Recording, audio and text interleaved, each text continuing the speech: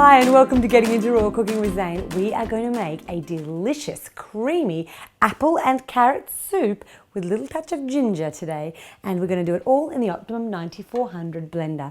It is such an easy recipe, but the reason why I've chosen it is I get loads of questions about blending things like apple and carrot that are hard. Now, the blender is perfectly capable of you throwing this apple all the way in and blending it up beautifully, but what I find is when there's a lot of liquid, apples float. And so what will happen is the apple will float around on top of the liquid in the blender. So I am going to cut and remove a little bit of the core. Actually, we're not even going to remove the core. Pop it in, it'll all get blended up. But I am going to cut it so those smaller pieces are less likely to float as we make this particular recipe. Next, I'm going to add carrot. Now you can use one very large carrot. I'm going to pop two in. Again, the blender is perfectly capable of blending the whole carrot, but I really want to cut it up so it will speed up the process just a little bit because I really want to warm my soup today. And I'm going to use about 1.5 large carrots in there. We've got some shallots, 2 shallots, depends on your taste.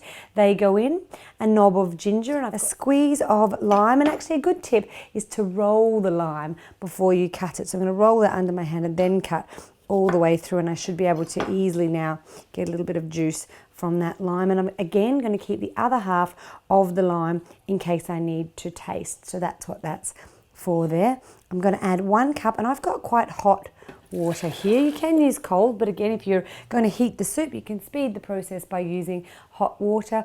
And then the last ingredient that I'm going to add is a hulled tahini. So hulled or unhulled, it's completely up to you. I quite like the flavour of a hulled tahini.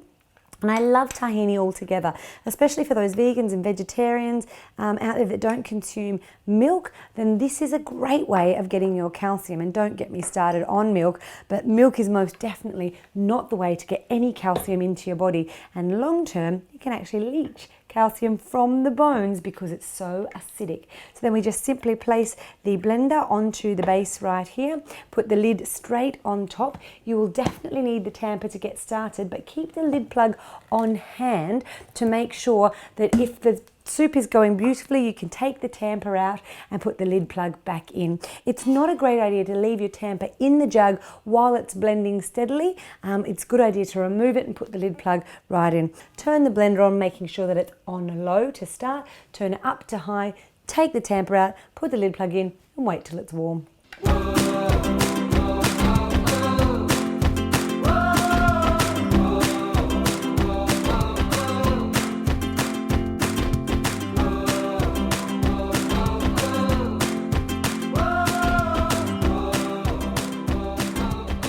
You tell me, can you cook a soup that quickly? Absolutely not. And you'd have to wash the pot. But this blender is going to wash itself when I fill it up halfway with water.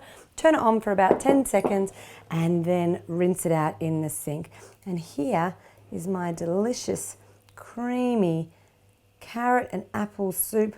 It's nice and warm and ready to rock and roll. Now to serve that, I can pop just a sprinkling of black sesame seeds on top and a little touch more calcium with my soup. Delicious, tasty, fast, easy, and you can see we can blend the hardest of ingredients in just a few minutes in the Optimum 9400 blender. If you'd like one, pop down to the description below, and if you like this particular recipe, make sure that you subscribe to the Foodie TV channel. There's heaps more recipes to come. Ciao for now.